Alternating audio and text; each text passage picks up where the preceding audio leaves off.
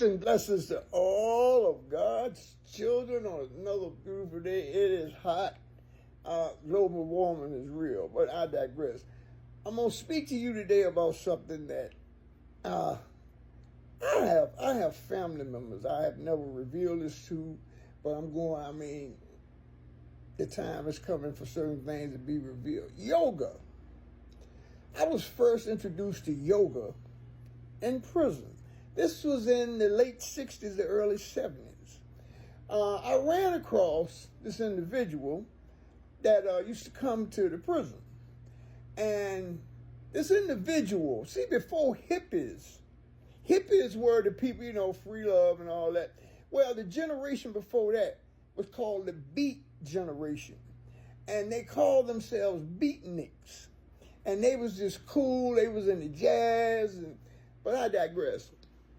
I met this individual and we struck up a friendship, and he introduced me to Eastern philosophy, yoga. Most people talk about yoga. What comes to mind is, let me say this, yoga has many different schools. You can't name them all, but basically, most people recognize yoga is hatha yoga. Hatha yoga is what you see people, hot yoga and what have you. I think my pastor's son, he's a good instructor on that. And people thinking about bending themselves and shit. But that's only one school of yoga. There's many schools of yoga. There's types of yoga that just deals with reciting affirmations. It's called mantra yoga.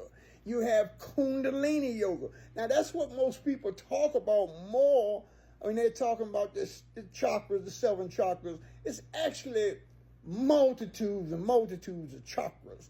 But the 7 chakras are used in order for a person to have some sense of how to connect the spiritual, because they use descriptions in the body, such as the spine and all that, but really it's not. It's in your subtle body.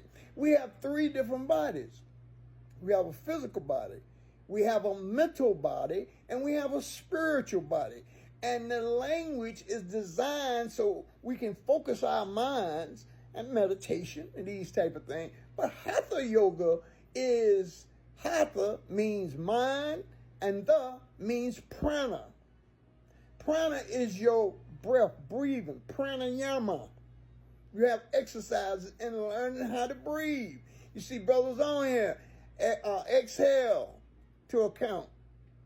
Inhale, diaphragmatic breathing. See, yogis are people who have experimented in the human condition under extreme circumstances.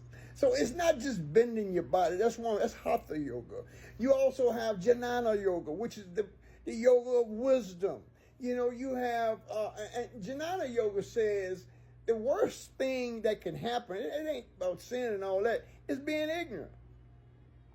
And the teachings are designed to develop and strengthen your inner will. You have to first know that your will is just not just something you use it in order to become centered in a thing, be focused, but it's a whole school of teaching on it. Kundalini yoga, the precept is, and I touched on this yesterday, a child is born with a heart of gold, ways of the world, the child's heart go cold. As we become conditioned or into social convention, I like to use the example of an aluminum can. This conditioning causes a can. I got a can and I smash it, and it's all crinkled up. Well, now we want to return this can back to its form. So Kundalini Yoga says that the serpentine fire, there's the image of a snake, and it's called 3.5 times at the base of your Muladhara, which is your base chakra that's being used in order for you to get some type of inner vision of what's going on. Now, as this consciousness raises up through the various chakras, the heart, anahata, comes up, it clears up the agni, the third eye, the pineal gland. It gives the science to this so that you can have a working understanding or overstanding of how you're going to reach the Sahasrara. That's the crown. The same thing in the Jewish tradition, the Kabbalah. They use the Sephirah, and it's got 10 emanations from it. But I'm stick to Kundalini Yoga. Kundalini Yoga, it can be a very dangerous yoga if you don't have people trained and knowing what to do, because you're going to be opening some gates and opening some portals that you may, that's just like with mantra yoga. Mantra yoga sets up a vibratory field around you. Whether it's reading scriptures. See, my efforts here is to connect and try to show through esoteric knowledge that everybody's saying the same thing. They just have different expressions of it. And I think in this day and time, we need to know everything that's familiar to us in order for us to better know God. That's all those yogis are setting up there, man. All the exercises they're doing, they're trying to become one with God. They're trying to lose themselves and become divine. The same way Yahshua HaMashiach. That's the whole teaching. He was coming here. He said to us in John, I'm leaving, but you're going to do better works than me. I mean, a lot of people got a lot of excuses why they don't want to accept or become accountable and responsible for that commission that's cited through Scripture.